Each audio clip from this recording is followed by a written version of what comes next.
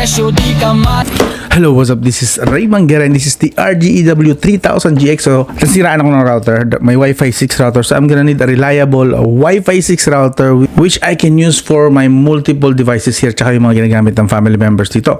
So, kung tamang tansya ko, around 20 lahat dito ang nakakonect sa router na kakailanganin ko at gagamitin ko. And malamang yun ang i-handle nito. Kasi, pag goods ito na yung mag-i-stay sa bahay talaga. Okay? So, tetest ko to and papakita ko sa inyo syempre kung ano yung baka interesado rin kasi kayo maghanap ng ganitong router. This is the best time baka pasok sa needs nyo ito. Okay? So, just to give you an idea, ba't ang dami 20 plus na devices? Well, may ilang mga mini PC rito, laptops, tablets, smartphones, at mga CCTVs, tsaka mga smart devices din. So yeah, you can imagine kaya bakit umabot sa 20 plus na mga devices. But anyway, the RGEW 3000GX, expectations muna, 5 high gain antenna, so 5 pang malupitan na mga antena. So best scenario sa mga ganitong 5 antena is ilalagay siya sa gitna ng bahay kasi para mas ma-distribute siya on all directions. Okay? Enterprise grade chipset. Nice.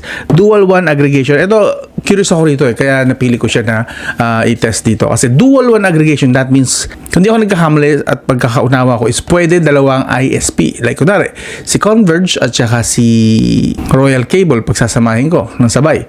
Dual 1 eh. So, possible kaya yun. PLDT or Royal, pwede kaya yun. Kaso hindi ko pa siya matitest ngayon. Kasi nga, isa pa lang dito nakakonect. But if, ko-confirm ko sa seller kung pwede nga talaga, maybe mag-a-apply ako ng another second ISP or second plan para ma-maximize ko yung aking bandwidth dito.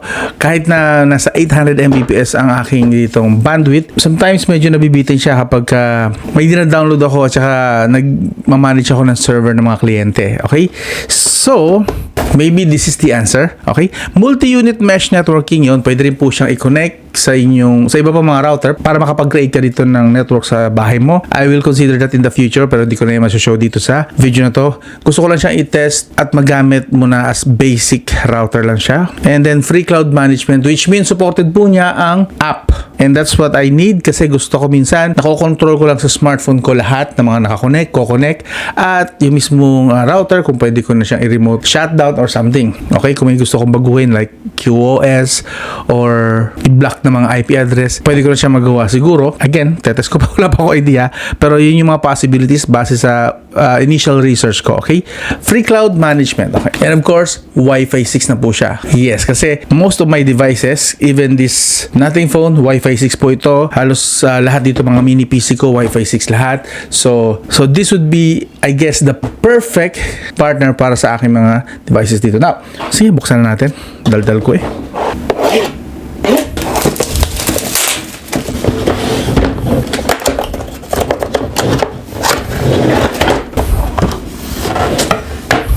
Warranty card, installation guide, LAN cable, the power adapter.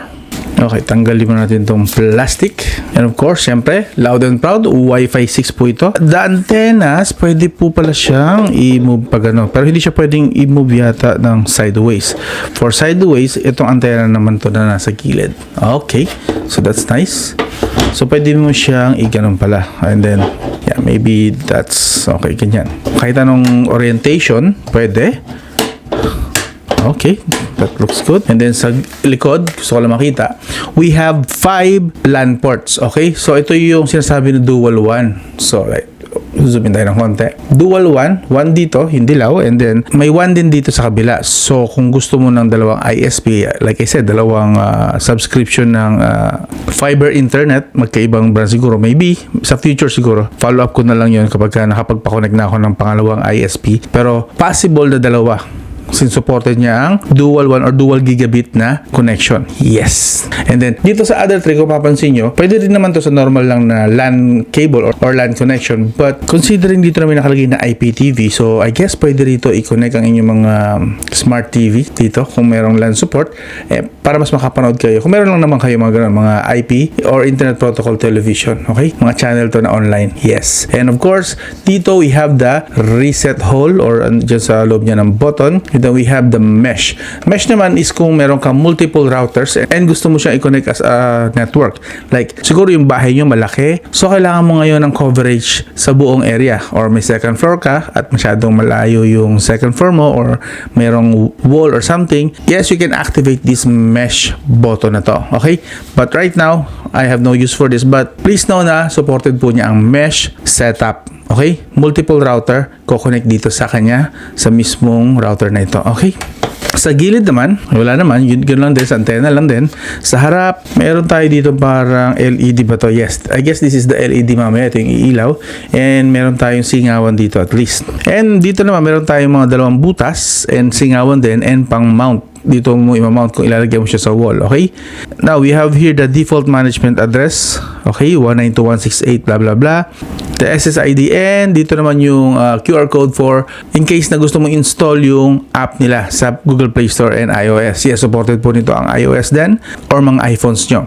Scan nyo lang dito and may install nyo itong Luigi Reyes. Yan, sa Google Play po yan.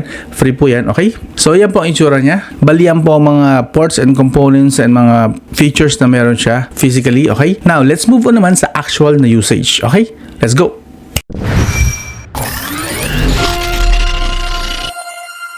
Okay, so sinetup ko muna. So, sinaksak muna natin sa power and then, kasi na magulo. Setup ko na kasi bala ko ng palitan to. Naglolo ko na kasi yan. So, this is my Mercusys gaming router. And medyo nabasa kasi yan. Dito sa banda to napasukan ng tubig. So, naglolo ko na siya. So, I need that na papalitan na. So, one of the reasons bakit kailangan kong magpalit ng router at hindi ako maasa sa router lang mismo ng ISP is that hindi niya po kayang i-handle yung full na subscription ko, which is 600 to 800 Mbps. Hindi niya kaya, hanggang 400 to 500 lang. Gusto ko malaman for comparison if this one is better or not. Okay, so setup ko muna. So sinaksak na natin, and now what I can do is install the app. This app, Luigi Rey, yes, nasa Google Play Store ito, and bubuksan natin for the first time para ma-setup na siya. Madali lang po siyang i-setup actually. Nakita ko na sa kanilang Google, YouTube channel yata for some reason yan. And then the next thing you should do is mas maganda i-login nyo po para kahit lumipat-lipat kayo ng smartphone, login nyo lang is automatic. Yung kung ano man ang gagawin yung setup dito sa router na to is yun na yung magiging setup pagpasok mo or pag-install mo ng app sa ibang smartphone. So yun lang naman. Anyway, login. Siyempre, enter email. Lagyan natin Rain Manguera. Kung wala kayong login, siyempre mag-create muna kayo ng account. Pero ako nakapag-create ako ng account kanina.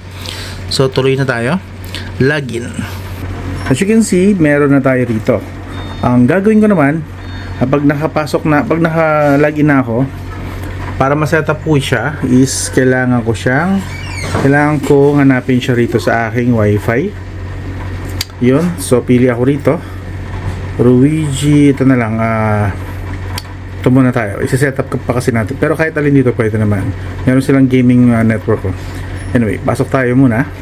Yun. So ito makikita nyo, as you can see, yan ang makikita nyo, welcome. And then next thing is nasa inyo kung gusto nyo automatically upgrade or not. Ako ayoko muna, gusto ko munang i-explore siya. So configure, pag nakita nyo to, configure, and then Wi-Fi password as the manage. Okay, so ikaw ang pipili ay yung SSID default. So pwede natin palitan yan kung gusto natin. So in my case, pag gusto ko siyang palitan muna, so lagay ko lang is Luigi, lagay ko is EW.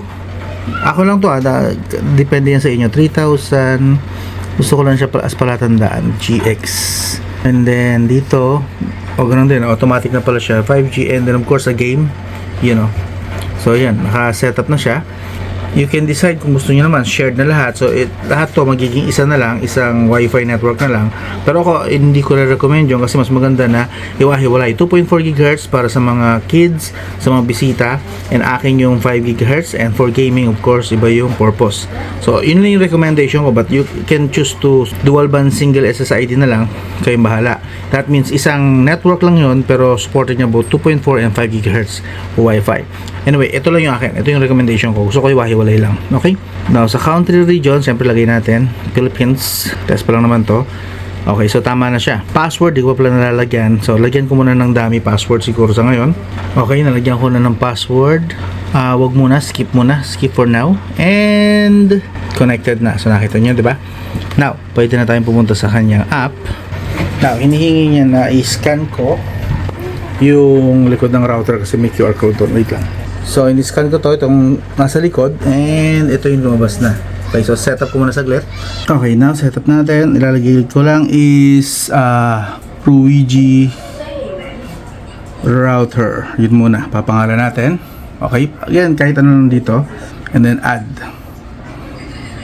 Alright, project name Ruigi test. And then yung password nung device, wala pa actually, hindi pa natin na lalagyan. So what we can do is lipat muna tayo sa web. Okay, so sa web niya is ita-type nyo 192.168.110.1. Kita nyo? Yan yung kanyang default gateway. Okay, so pasok tayo. Supposedly ito makikita nyo. Now, lalagin tayo dito again sa ano to ha, sa laptop po ito, sa PC na po ito.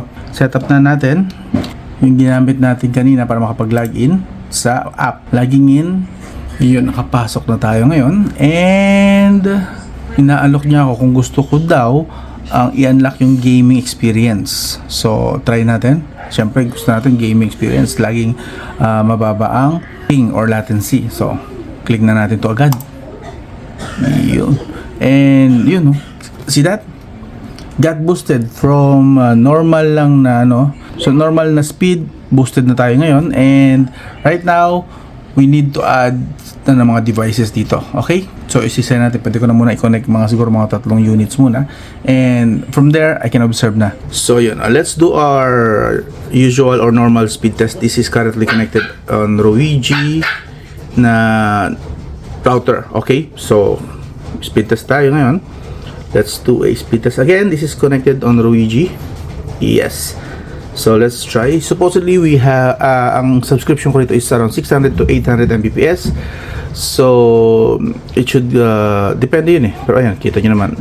Yes, it can utilize my full subscription for my internet here. Sobra parang aabot parang 900. Oh, almost 900 Mbps. Look at that. My usual speed test here is 600 to 800, but this one, it's almost going for 900 Mbps. Nice one. This is a good router for me right now. Now, test naman natin siya sa malayo. What if nandun ako sa pinakadulo ng bahay kung saan maraming walls ang haharang bago makaabot sa akin yung signal. Okay? Let's try that. So, ito. Actual test. Ngayon, malayo ako sa aking router. Nandito ako sa second floor, sa malayong part, sa pinakamalayong part ng bahay. And syempre, maraming walls papunta rito. Paakyat dito sa gym area ko na to. Okay? Dito, malayo. See that? Malayo. Andun yung sa pinakadulong part ng bahay, yung router. Now, pansinin nyo dito pa lang, no? Dito sa old router ko, 2 bars lang ang 5G. See that? 2 bars lang ang 5G. Sa 5G. Siyempre, ang 2.4 GHz mas mataas ang sakop niyan. But siyempre, mas preferred ko 5G kasi nga mas malakas dito ang internet. So, 2 bars lang. Pero sa Ruigi, if we check at Ruigi, kaya niya hanggang, wala, 3 bars. See that? 3 bars ang Ruigi. 2 bars sa old router ko na TP-Link. That's TP-Link actually. That's Mercusys from yes, Mercusys is under TP-Link. So dito pa lang medyo kita ko na yung difference. Now, of course, speed test pa rin natin. Given na marami ditong obstacles sa area na to para makarating dito, speed test natin muna itong aking old router. So sa old router ko, again, 2 bars. Now we'll go sa speed test. Nakatest ko lang, so ito-double check ko lang pakita sa inyo. Right now, connected tayo sa old router ko na Mercusys na gaming router, supposedly a gaming router. Kaya niya ma-reach from here is, yun. See that? 70-80, that's 5 GHz ha. Okay, given na nasanay na ako na ganyan kasi napakalayo ko nga naman sa router ko. So given na gets ko na around 80 to 100 Mbps lang dito nakukuha ko kasi malayo, again kasi 2 bars lang yung nakukuha ko rito. Now if we switch dito sa Ruigi na 5G, switch tayo, Yan, currently connected na tayo sa Ruigi. Connected na. See that? No, lipat balik tayo dun sa ano natin, sa speed test. Refresh ulit. Now, using Ruigi 5G, again, same sila ng pwesto, kabilang dulo ng bahay. Makakakuha tayo rito ng almost 200 Mbps. 180. So, half. 100, magto 200 pa, magto 200, 200. Again, this is Ruigi compare kanina sa lumang Mercusys gaming router ko supposedly. So Ruigi is much better. Again, this is Ruigi. Ruigi is much better pagdating sa kanyang coverage na 5 GHz. Kasi usually, nakasanayan ko na as a long time user na rin ng mga gaming routers. 5 GHz na network ay medyo challenging sa kanya ang distance, walls, at saka mga obstacles. Pag the more na lumalayo ka sa router, the more na dumadaming obstacle, bumabagal po yung or humihina yung internet. But with Ruigi, mas improve siya. Although hindi niya pa rin nakukuha yung max ko rito na 600 to 800 Mbps, but still better connectivity. Again, nakakuha tayo ng times 2, double sa kayang i-reach ng or i-cover or isagap ng aking Mercusys. So Ruigi is right now is a better option. Okay, so now this I wanna try out kasi gusto ko malaman naman sa gaming capabilities niya. Okay, currently connected tayo sa kanyang gaming network. Okay, so ang gusto ko munang gawin is connect muna tayo sa normal na Mercusys ko na gaming router. Yun ay gaming router mismo. So doon muna tayo connect. As you can see, yun na. Alright, and titingnan natin kung may malaking difference ba or kahit man lang a few millisecond difference while playing the same game. Okay, so this one currently right now we are connected sa lumang router ko. That's the Mercusys 5 GHz connection. So let's see. Again, I just wanna see kung merong difference, significant man yan or minor lang in terms of latency, yung kanyang bilis. Okay, again, trying out here sa Mercusys na gaming router. Will it make any difference sa latency? Anyway, tayo. But still, as you can see, stable tayo sa 48 to, ayun, pinaka 52 millisecond. That's again the connection of the Mercusys. Now, switch tayo we are switching sa Ruigi gaming router, gaming network. Saan na yan? Ruigi game, ayun, this one. The Ruigi gaming mode, o yung gaming router niya, gaming network. Alright, and here we go. Go back tayo sa mismong laro. Kanina again 48, pinaka malala is 52 millisecond. How about now, na-connected tayo sa Ruigi gaming network. Let's go. Okay, so far start tayo nasa 48 din, 48 milliseconds. So same lang. So same nga lang sila, around 48 din, 52 ang pinakamababa. Naglalaro din sa 48 millisecond. Yan, 48 and 52 naglalaro sila. So same lang din ni gaming router. Anyway, so pagdating sa gaming, pareho lang halos. Mukhang mas gusto ko yung better coverage ni Ruigi. So, pakita ko lang sa inyo sa mismong app niya. No? This is the Ruigi app. Now, kapag nakakonect na, pasok lang kayo rito. And then, from here, click yung advanced and then basic. And then, makikita nyo po rito yung parental control. Which means, from here, pwede mo nang kontrolin actually yung mga internet connection niya. So, like kunwari, itong desktop na to. Kunwari, alam mo ito yung smartphone ng anak mo. Click mo lang ito. And then from here, add ka ng rule, lagay ka kung anong oras lang siya pwedeng gumamit at oras na pwedeng ma-cut off yung kanyang internet connection. Diba? Mas makokontrol mo ngayon yung activities nila at hindi sila masyado nakababad. Minsan kasi habang tulog tayo, gumagamit pa rin sila ng cellphone, tablet, and yun, napupuwit yung mga bata and masama po yun sa kanila. So para mas makontrol, i-off mo yung kanilang mga internet connection. Ikaw na magsiset ng time, kung anong gusto mong time, so on and so forth. From there, at least, diba, mamamanage mo na maayos yung gamit nila sa kanilang smartphone or sa internet din especially. Actually, pwede mo rin ito ilipat sa pangalan para hindi ka nagkakamali. Like, kunwari, ilagay mo, eldest son, pwede mong ganyan, kunwari lang, so, para hindi ka malilito. So, every time na binuview mo siya rito sa list, makikita mo dito yung kung sino at kaninong phone yun. Alright? Yun yung pinakagusto ko dyan eh. And isa pa, meron siyang AI diagnostic. Again, pagka kinlik mo to, pwede na siyang mag-diagnostic. In case lang kung na nagloloko, may problem for some reason, okay naman daw internet ng ISP mo, so pwede mo ipadiagnose sa kanya. So as you can see, pagka-diagnose ang bilis lang, a few seconds, kita na natin agad. Normal lahat ng connection. Alright? You know. And of course, meron din po siyang mesh support. That means, kung meron kayong multiple na router dito ng Rigi, pwede nyo po silang pag-connect-connectin para mas maging stable ang bahay. Lalo na kung malaki yung bahay nyo. Yes, very useful po itong mesh support po niya. Ito pa, kunwari wala ka sa bahay. Pwede mo pong i-restart or i-reboot yung router.